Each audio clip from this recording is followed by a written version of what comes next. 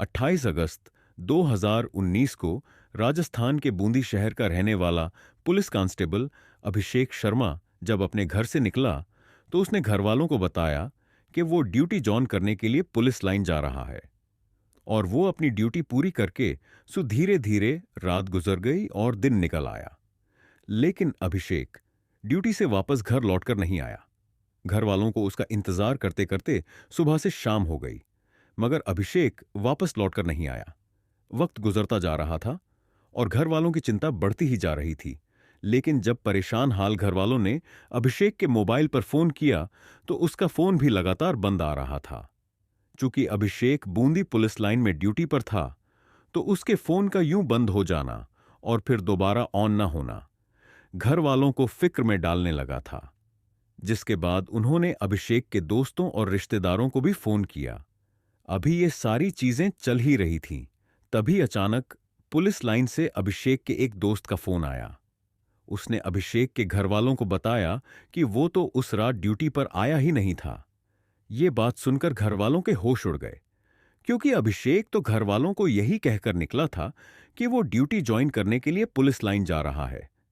इसके बाद घरवालों ने उसे ढूंढने के लिए अपने तमाम रिश्तेदारों और जानने वालों को लगा दिया, लेकिन अभिषेक का कुछ भी पता नहीं चला। आखिरकार थक हार कर घर वालों ने बूंदी पुलिस स्टेशन में अभिषेक की गुमशुदगी की रिपोर्ट दर्ज करा दी। क्योंकि अभिषेक खुद भी पुलिस डिपार्टमेंट से ही था, इसलिए घर वालों के साथ साथ अब पुलिस डिपार्टमेंट में अभिषेक के दोस्त भी उसे तलाश करने की कोशिश कर रहे थे। लेकिन बूंदी पुलिस के लिए अभिषेक की गुमशुदगी किसी चुनौती से कम नहीं थी। उसे गायब हुए एक हफ्ते से ज्यादा बीत चुका था, मगर अभी तक उसके बारे में कोई भी सुराग नहीं मिला था। जांच आगे बढ़ी तो पता चला कि उस रात भले ही अभिषेक पुलिस लाइन नहीं पहुंचा था, मगर उस रात 12:30 बजे तक उसका फोन एक्टिव था। लेकिन उसके बाद अभिषेक का फोन स्विच ऑफ हो गया था, जो फिर दोबारा ऑफ नहीं हुआ। और अब पुलिस के सामने आखिरी रास्ता यही था कि अभिषेक की लास्ट लोकेशन का पता लगाया जाए, ताकि यह मालूम हो सके कि अगर अभिषेक ड्यूटी पर नहीं गया तो फिर गया तो गया कहां। और जब पुलिस ने उसकी कॉल डिटेल का रिकॉर्ड निकाला तो इस मामले में पुलिस को एक और नया एंगल नजर आया। दरअसल कॉल डिटेल से पुलिस को पता चला कि अभिषेक उस रात अपनी बाइक से बंधी पुलिस लाइन आने के बजाय अपने घर से 136 किलोमीटर दूर सवाई माधोपुर गया था। उसकी लास्ट लोकेशन भी उसी कस्बे में थी, और वो भी किसी भीड़ भाड़ या रिहायशी इलाके में नहीं, बल्कि विजयगढ़ किले में थी। और इस आखिरी लोकेशन का समय भी रात 12:30 के आसपास का ही था। यानी जब उसका मोबाइल स्विच ऑफ हुआ था तब अभिषेक इसी विजयगढ़ के किले में था। उसके मोबाइल की लास्ट लोकेशन सामने आने के बाद पुलिस ने फिर से उसके घरवालों से बात करके यह जानने की कोशिश की कि आखिर उसका विजयगढ़ या सवाई माधोपुर से क्या रिश्ता है। क्या वहां अभिषेक का कोई दोस्त या कोई रिश्तेदार रहता है। पूछताछ के दौरान अभिषेक की मां ने पुलिस को बताया कि अभिषेक की शादी इसी सवाई माधोपुर के जरवाड़ा गांव की रहने वाली दिव्या से हुई थी। इससे पुलिस को लगा कि कहीं अभिषेक उस रात अपने ससुराल वालों से मिलने तो नहीं गया था, क्योंकि घर वालों के मुताबिक अभिषेक और दिव्या के रिश्ते उन दिनों कुछ ठीक नहीं चल रहे थे। इसीलिए अब पुलिस ने अभिषेक की गुमशुदगी की आपसी झगड़े के एंगल से जांच करनी शुरू कर दी। पुलिस को यह भी पता चलता है कि उन पति पत्नी के झगड़े इतने ज्यादा बढ़ गए थे कि बात तलाक तक पहुंच चुकी थी, जिसकी एप्लीकेशन कोर्ट में भी दी जा चुकी थी।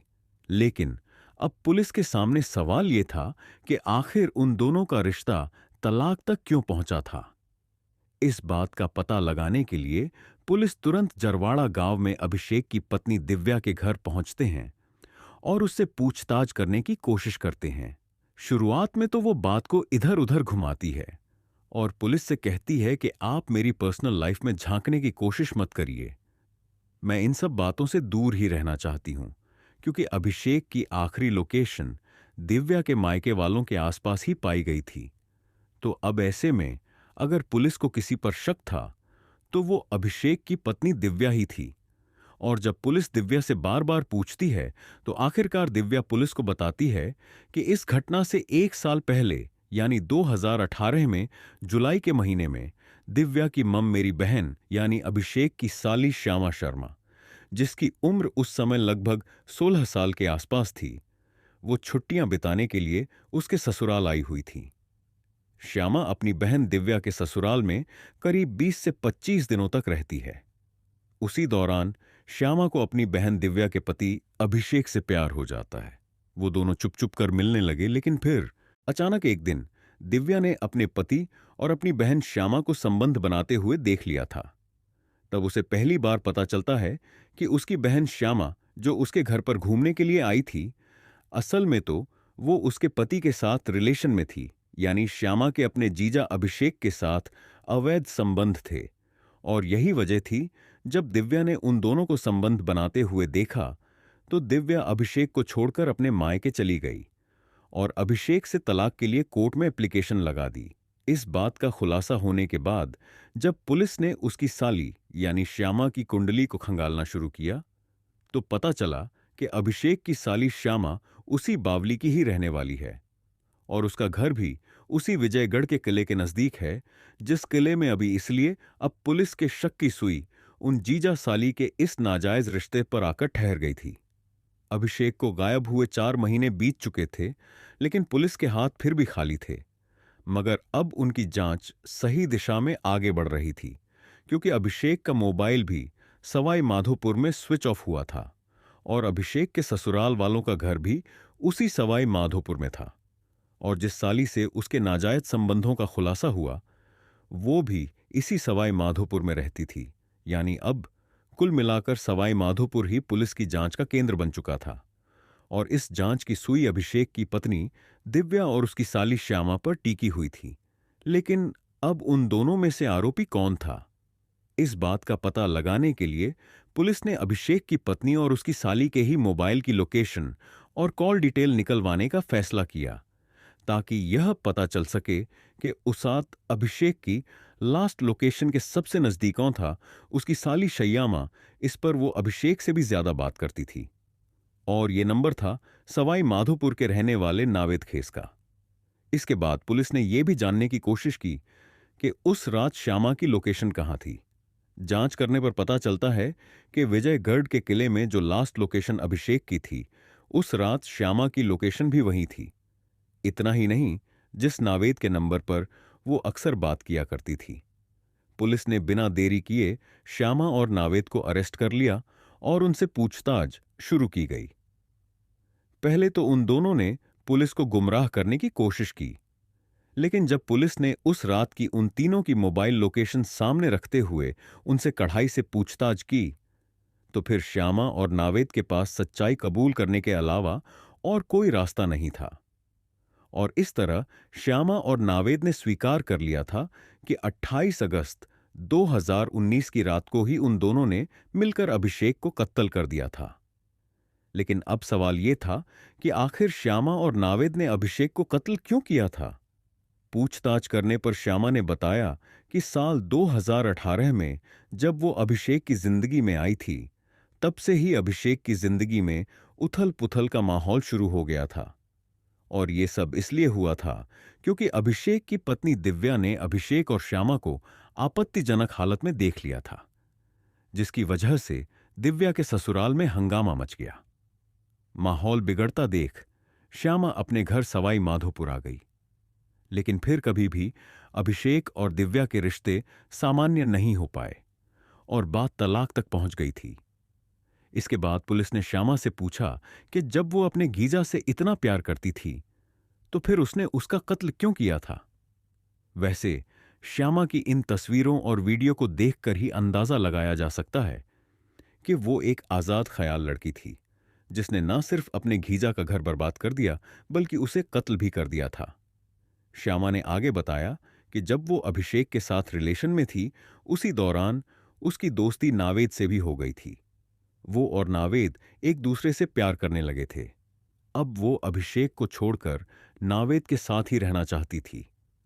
असल में श्याम भी उससे पीछा छुड़ाना चाह रही थी, लेकिन उसने श्यामा से अलग होने से इनकार कर दिया था। इसके बाद श्यामा ने सोचा कि अगर उसे नावेद के साथ रहना है तो अभिषेक को रास्ते से हटाना होगा। इसके लिए उन दोनों ने मिलकर एक खौफनाक प्लान बनाया।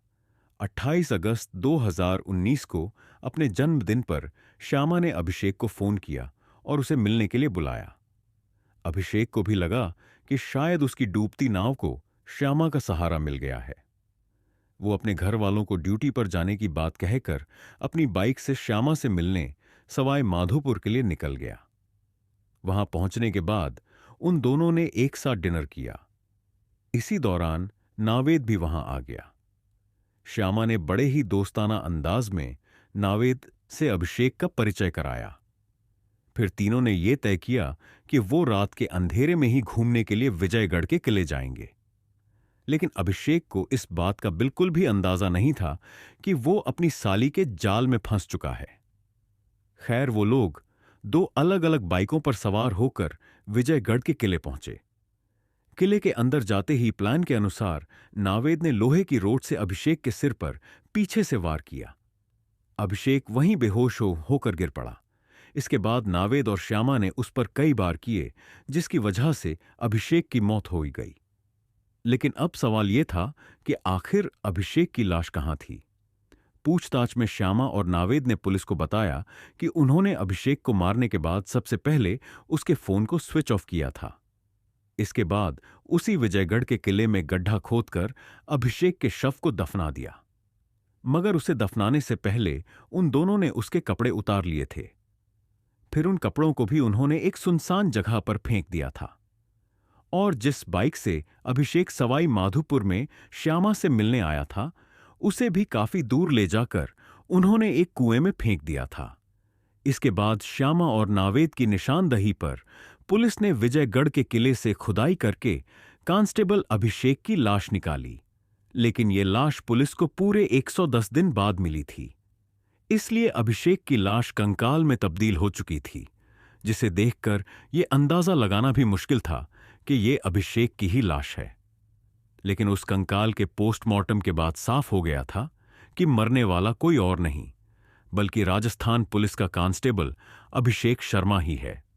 साथ ही पुलिस ने अभिषेक के कपड़े और उसकी बाइक भी एक कुएं से बरामद कर ली थी। हालांकि कातिलों ने तो कत्ल के सारे सबूत मिटाने की पूरी कोशिश की थी, लेकिन कहते हैं कि कातिल चाहे कितना भी शातिर क्यों ना हो, लेकिन कोई ना कोई सबूत छोड़ ही जाता है।